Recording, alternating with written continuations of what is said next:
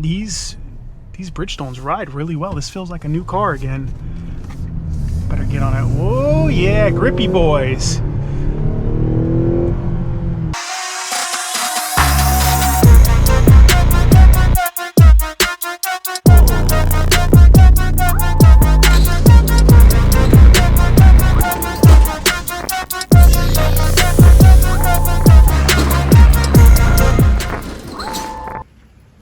So apparently Grandpa just gives me a remote after we watch the Powerball. The alignment's been way off on this car and the tires are completely worn. I saw this today, the tire light came on, and so I went out to inspect, and sure enough, this has been wearing just about at 20,000 miles in this, so gotta go get new tires today. Really wasn't planning on getting tires so soon in this car, especially since we've kind of been looking around, but I think it makes the most sense for me to get new tires for now. Well, I mean, I kind of have to. Look at this. You see the warning lights on because those tires are worn down to the steel, so and they've worn unevenly, so I have to do both an alignment and a new set. So I'm gonna go do that today, and we're almost at 20,000 miles and do close to 20,000 mile review, 600 miles shy of that, so it's time.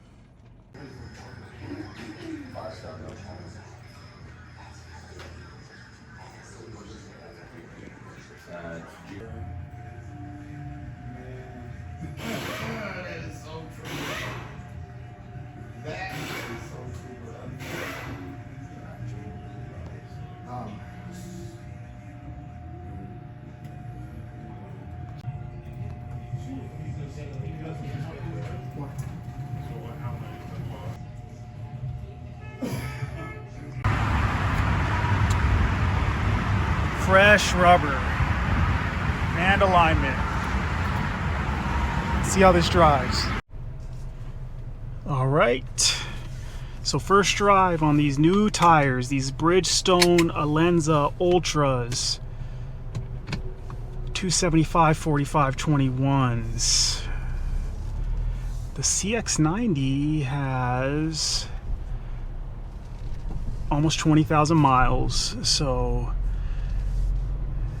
yeah, these tires are noticeably more quiet than the stock Falcon ones these came with. Those Falcon tires lasted not even really 19,000 miles. I mean, they were on steel basically. I got the tire pressure warning light, and when I inspected it this morning, sure enough, the rear right, the passenger side right tire was down to its steel. So that means that this car was out of alignment, and my wife had been driving around on it, and so when I got in it this morning,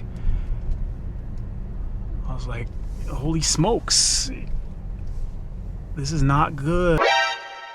And so that prompted an impromptu $1,700 tire and alignment job today.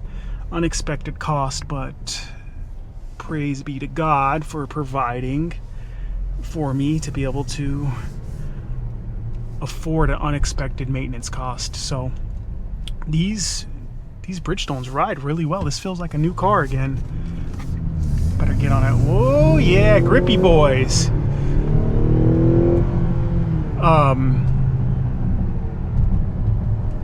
Very good. Yeah, getting new tires feels like a brand new car. If I would have got new brakes too, that would have been like getting into a brand new CX-90. But I don't need to do brakes right now. These have held up.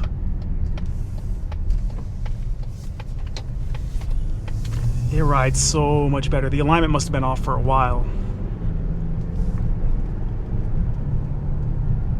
These Bridgestones at 380 a pop better ride better. Those Falcons were terrible. But anyhow, almost 20,000 miles. What do I think of the CX-90? I still feel the same from the last video I did that nobody watched. People don't like to watch these SUV videos, these well, this isn't a crossover, but these SUVs are just not exciting. But depending on the stage you're at in your life, this could be helpful for you. I never thought I would be into SUVs, 3-row SUVs, smaller 3-row SUVs, but having a wife and a son, it makes sense. So this vehicle's okay. As I said before, the transmission is finicky. To combat it, you have to almost drive it in sport mode, which defeats the purpose of getting the plug-in hybrid. But I'll tell you what, this sport mode is very good power-wise, because the electric motor almost acts like a turbo, but you have, without lag, it's great. 328 horsepower, I think 358 pound-feet of torque. I don't know, I don't remember, but it's peppy and it's quick. The transmission is decent too. It's a single wet clutch transmission, not torque converted, which is to me it's mind-boggling. It's an interesting choice for a SUV that is going to be driven by soccer moms for the most part. And then again, I go back into the heavy steering choice because the Mazda DNA, Mazda prioritizes driving and what they do, and this has a heavy steering feel, which I love and I appreciate. Most people will not, but it's direct. This is a rear biased all-wheel drive system, which I do appreciate. This car's target was German luxury cars. The X5, maybe the X7, not as big as the X7. For the price point, it's great. You can get one of these fully loaded for about $58,000, give or take. But it doesn't have all the tech. The fit and finish is not as nice. It doesn't really rattle. I mean, it is nice. It is a gorgeous place to be because of the simplicity of Mazda. And I respect and I appreciate that. But it just, for me, it just doesn't feel the same. You don't have dual pane glass. You get a lot of road noise. The NVH can be a little high, especially on these 21-inch wheels. That 370Z playing the trumpet over there.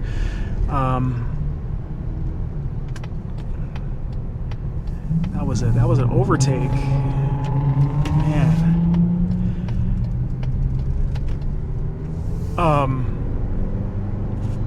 The car is okay. We are longing for something else. We traded our MDX Type S for this, and I miss the car every day. From the fit and finish, the NVH was better in that car, but this does the job. The plug-in hybrid range still holds when it has a charge. I don't have a charge. It still holds about 25 miles range when it's hot outside on full charge, which is cool. This tank of gas we've had for about probably a month and a half from the last time I had to refill, because the errands my wife runs doesn't require her to use the gas for the most part. So spend a lot of time in EV only mode, but that is where the problem lies, because the transmission can shift hard sometimes because the EV motor sits in between the transmission. So it's an EV car that has a geared transmission, which is an interesting experience. But that's where the problem lies, is it's not the smoothest ride.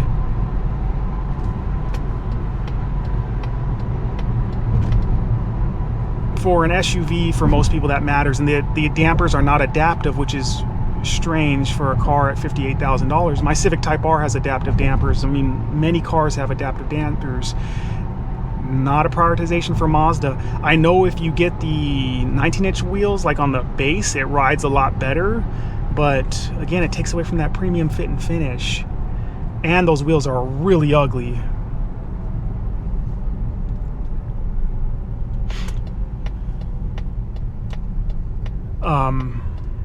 I'll probably keep this for another year. We'll be looking to trade up. I would consider another MDX Type S. We are looking at the X7 M60i. Again, totally different price point. My wife kind of wants Escalade. I don't know. We'll see whatever the Lord has for us at that point in time. I have a hard time recommending this vehicle to people just because of what you can get like in the used market, Mazda's done a good job. I think the next iteration and next generation of these are going to be better because Mazda has really come up. I'm sure they have the finances. They've grown. They've become a little bit more profitable. So they're becoming more and more commonplace. They have a lot more money for R&D. They made this a 2-lane, but this XTS, okay, thank you, sir. Appreciate you. I think the next generation of these are going to be nice. Hopefully they can keep the cost down. Let's give it an acceleration. Look at how it picks up. It goes. It doesn't feel slow by any means. It's a 4-cylinder engine mated to that hybrid motor. Again, all-wheel drive, rear biased. Handles nice. The example I used previously was this was like a Miata that went through bulking season in the gym and then never gave up on the bulk, but it makes excuses. It's still nimble and it still goes to the gym and it's still athletic, but it's packed on a couple of pounds and they're not going anywhere. And that's what this drives like. I love Mazda for that reason. You know, my favorite car of all time is still the FD-RX-7. I love the quirks, the unreliability, I guess, too, but the timeless design of it. And I've always appreciated Mazda. I've owned many Mazdas. But I can't really recommend this car, unfortunately. This SUV. I think there's better options out there. But that's it. I'm on these new tires. They ride great. They're definitely better than stock. Maybe they'll bring me some more joy. They'll definitely bring my wife a little bit more joy because they're a little bit more quiet. So yeah, I'll probably see you next in my C8 or, like, of course, my Type R.